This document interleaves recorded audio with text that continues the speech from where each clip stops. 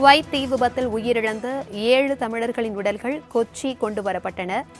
அங்கிருந்து 7 பேரது உடல்களும் ஆம்புலன்ஸ் மூலம் சொந்த ஊர் கொண்டு செல்லப்படுகின்றன.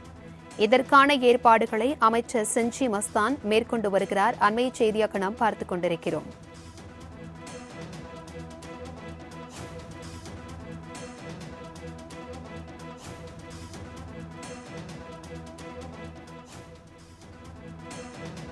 குவைத் விபத்தில் உயிரிழந்த 7 தமிழர்களின் உடல்கள் கொச்சி கொண்டுவரப்பட்டிருக்கிறது. இது குறித்தான கூடுதல் விவரங்களுடன் எமது செய்தியாளர் ராஜேஷ் இணைப்பில் இருக்கிறார்.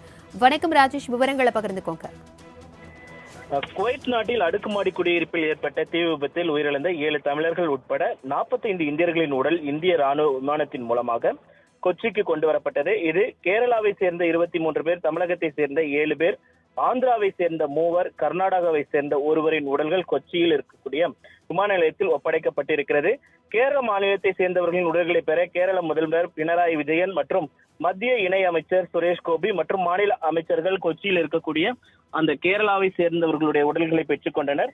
அதே போல உயிரிழந்த தமிழர்களின் உடல்களை பெற அயலக தமிழர் நலத்துறை அமைச்சராக செஞ்சி மஸ்தான் கேரளா சென்றிருக்கிறார்.